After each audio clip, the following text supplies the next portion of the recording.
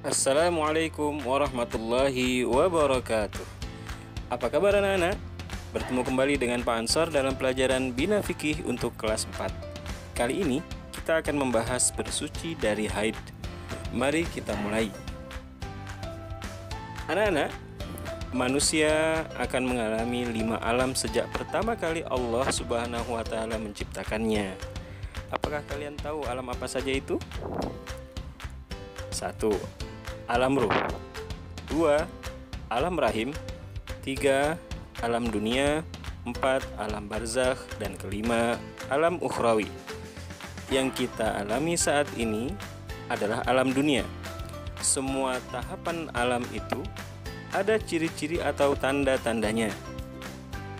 Begitu juga kehidupan kita di alam dunia ini melalui beberapa tahap yang masing-masing tahap punya ciri atau tanda-tandanya. Bisakah kalian sebutkan tahapan yang kita lalui dalam kehidupan ini beserta tanda-tandanya? Yuk, sama-sama kita sebutkan yuk. 1. Tahap bayi. Ciri atau tandanya adalah usia sejak 0 tahun sampai 5 tahun.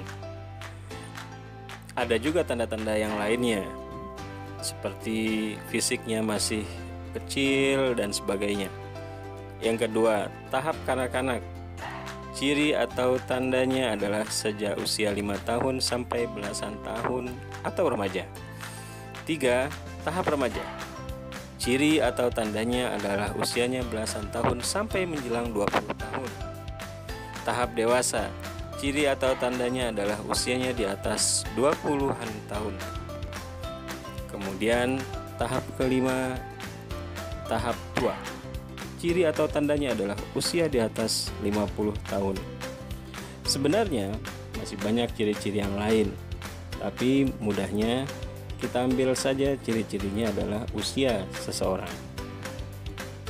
Baik anak-anak, kalian sekarang di tahap mana? Sepertinya kalian masih di tahap kanak-kanak, bukan? Tapi kalian akan memasuki tahap remaja sebentar lagi. Yang membedakan antara tahap kanak-kanak dan remaja selain usianya, seperti yang Bapak sebutkan tadi, ada juga perbedaan lainnya, yaitu kemampuan kalian membedakan yang benar dan yang salah, yang baik dan yang buruk, mana yang boleh dan mana yang tidak boleh. Kemampuan seperti itu adalah bekal memasuki tahap dewasa pada akhirnya. Kemampuan membedakan seperti itu mulai kalian peroleh ketika sudah akil balik atau berakal sehat. Kapan itu? Menjelang atau pada saat peralihan dari tahap kanak-kanak menjadi dewasa atau menjadi remaja. Nah, kapan seseorang memasuki akil balik ini? Kita sudah pernah membahasnya pada pertemuan sebelumnya. Pada pertemuan sebelumnya, kita sudah membahas tanda-tanda akil balik. Tanda-tanda akil balik bagi laki-laki adalah ihtilam atau mimpi basah. Tanda akil balik bagi perempuan adalah haid atau menstruasi. Seorang perempuan yang sedang mengalami haid atau menstruasi, atau laki-laki yang baru saja bangun tidur dan bermimpi basah ketika tidurnya tadi, maka perempuan atau laki-laki tersebut sedang dalam kondisi tidak suci. Kondisi tidak suci tersebut kita sebut dengan hadas. Jadi, hadas adalah kondisi seseorang yang tidak suci. Kondisi tidak suci atau hadas terbagi dua, yaitu hadas kecil atau kondisi tidak suci ringan, dan hadas besar atau kondisi tidak suci yang besar atau berat. Haid termasuk kondisi tidak suci yang besar atau hadas besar. Siapa saja yang sedang mengalami hadas besar ini tidak boleh melakukan beberapa ibadah.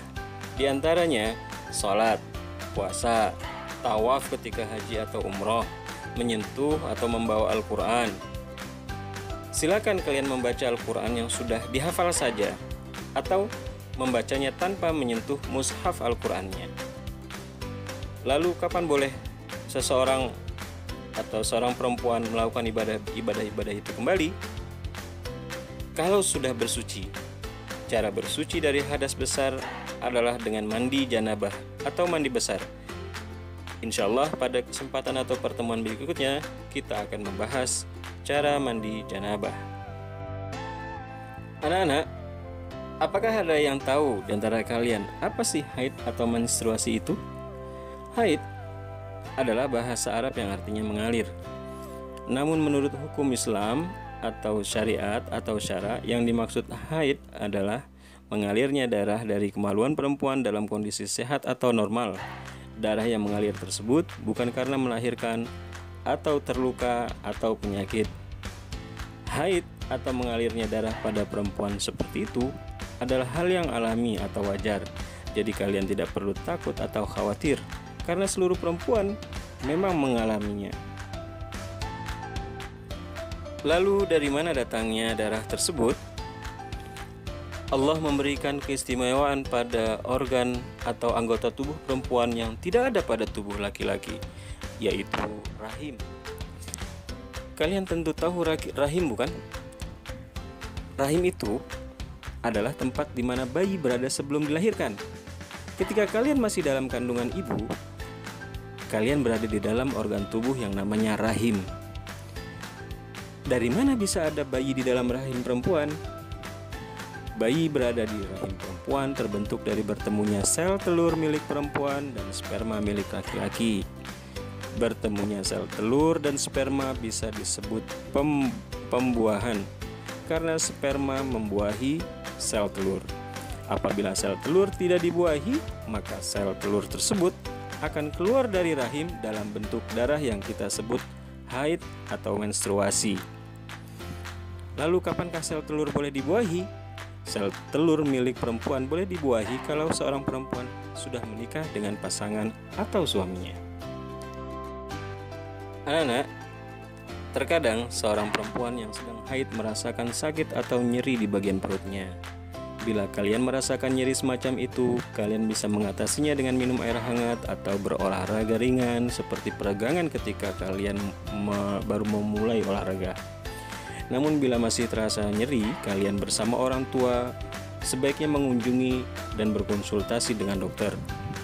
Selain itu, yang perlu diperhatikan pula ketika kalian mengalami haid adalah tetap menjaga kebersihan diri, seperti mandi secara rutin, mengganti pakaian luar dan dalam secara rutin, serta menggunakan pembalut.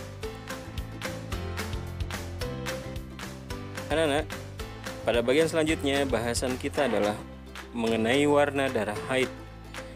Pada dasarnya warna darah haid sama dengan warna darah yang keluar dari bagian tubuh kita lainnya apabila terluka. Namun terkadang warnanya bisa saja berubah menjadi kuning, keruh dan sebagainya. Kalau berubah warna, bisa kalian pastikan darah tersebut darah haid atau darah penyakit dengan cara berkonsultasi dengan dokter. Silahkan tanyakan hal tersebut kepada ahlinya. Kalian bisa berkonsultasi ke dokter bersama orang tua kalian. Selain itu, bisa juga membedakan antara darah haid dengan darah penyakit berdasarkan kebiasaan haid seseorang. Bila seseorang perempuan biasanya haid dalam waktu 3-4 hari, namun tiba-tiba di waktu lain ia haid lebih dari jumlah hari haid biasanya, maka darah pada hari-hari di luar hari kebiasaannya dianggap darah penyakit. Namun untuk memastikannya, hendaknya berkonsultasi dengan dokter. Kalau darah yang keluar adalah darah penyakit, maka seorang perempuan tetap memiliki kewajiban melaksanakan ibadah-ibadah seperti sholat, puasa, dan ibadah lainnya yang terlarang ketika ia sedang haid. Anak-anak, cukup panjang juga bahasan kita mengenai haid ini ya. Insya Allah akan kita lanjutkan pada pertemuan berikutnya. Mudah-mudahan apa yang Bapak jelaskan bisa kalian pahami dengan baik. Untuk menguji pemahaman kalian, silahkan kalian mengerjakan tugas harian di Google Form yang linknya sudah diberikan. Bapak cukupkan bahasan kita sampai di sini dulu. Insya Allah kita lanjutkan di lain kesempatan. Wassalamualaikum warahmatullahi wabarakatuh.